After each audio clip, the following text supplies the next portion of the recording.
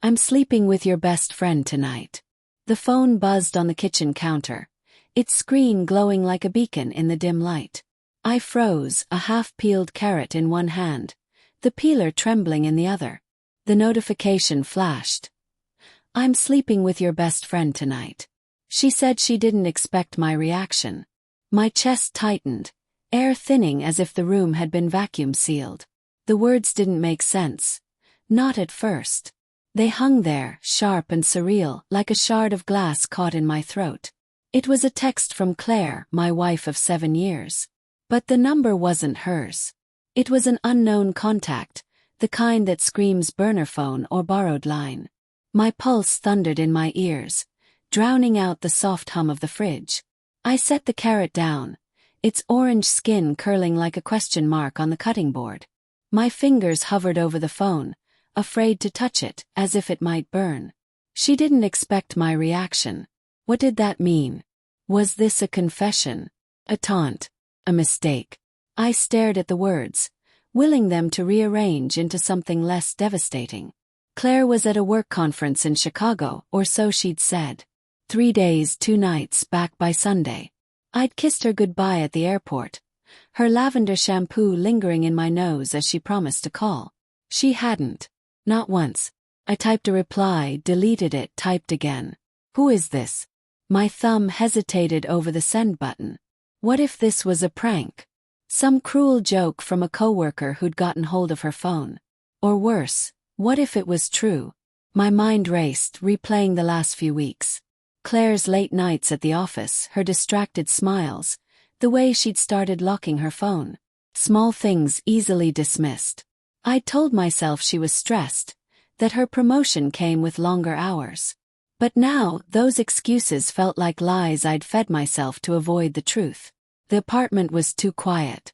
The kind of quiet that presses against your eardrums, heavy with secrets. I walked to the living room, the hardwood creaking under my socks. The city lights blinked through the window, indifferent to the chaos unraveling inside me.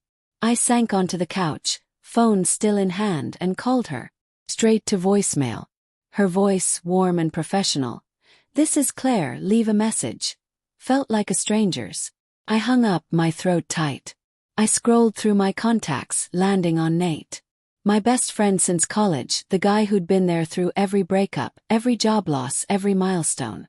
He was in Chicago too, some tech conference he'd been vague about. Coincidence, I told myself, but the word tasted bitter. Called him. No answer. My stomach churned, a sickening mix of dread and denial. The text stared back at me. Your best friend. Nate, with his easy laugh and quick wit, who'd been at our wedding, who'd helped us move into this apartment, who'd always been just a little too comfortable around Claire. I saw them in flashes. Her hand on his arm at last month's barbecue. Their shared glances when they thought I wasn't looking. I'd brushed it off. Nate was family. Claire was my everything.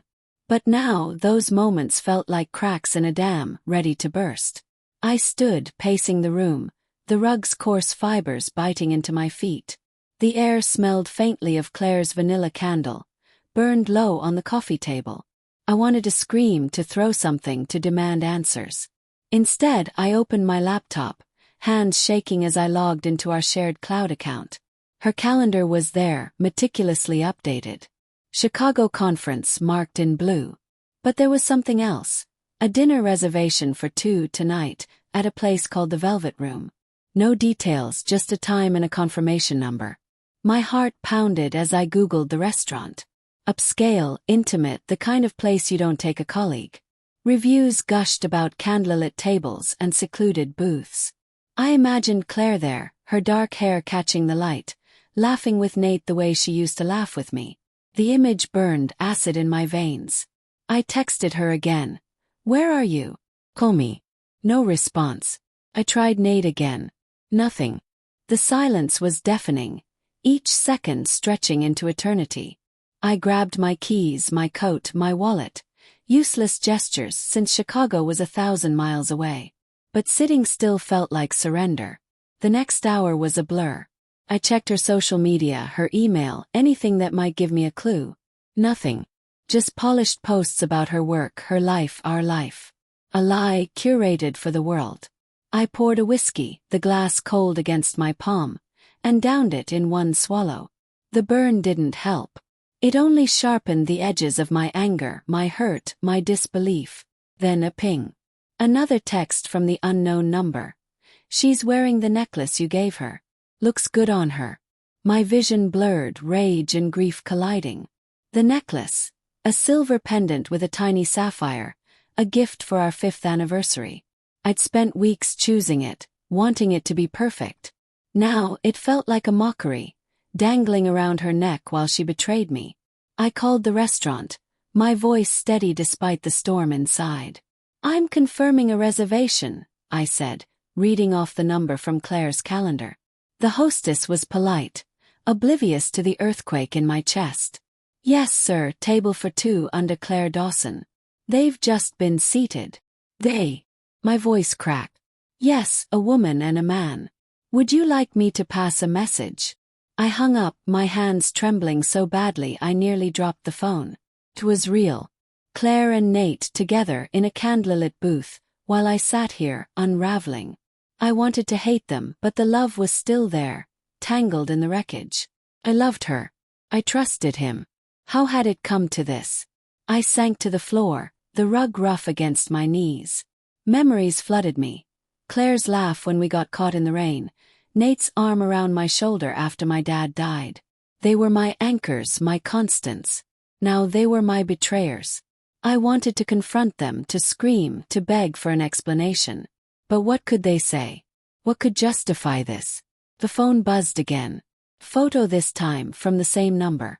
Claire, radiant in a black dress, the sapphire necklace glinting at her throat.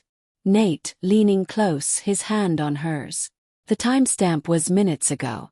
The caption read, "You should see her smile." Something snapped. Not anger, not quite. It was colder, sharper, a clarity born of pain. I stood, grabbed my laptop, and booked the next flight to Chicago. I didn't know what I'd do when I got there. Confront them. Walk away. All I knew was I couldn't stay here, drowning in the ruins of my life. As the plane took off hours later, the city lights fading below, I stared at the photo again. Claire's smile was the same one I'd fallen for, but it wasn't for me anymore. And Nate, my brother in all but blood, had chosen her over me. The betrayal wasn't just theirs. It was mine too, for believing in them so blindly. The flight attendant offered me a drink. I declined, my mind racing. When I landed, I'd find them. I'd see the truth for myself. And then, I didn't know. But as the plane cut through the night, one thought crystallized. Whatever happened next, I'd never be the same.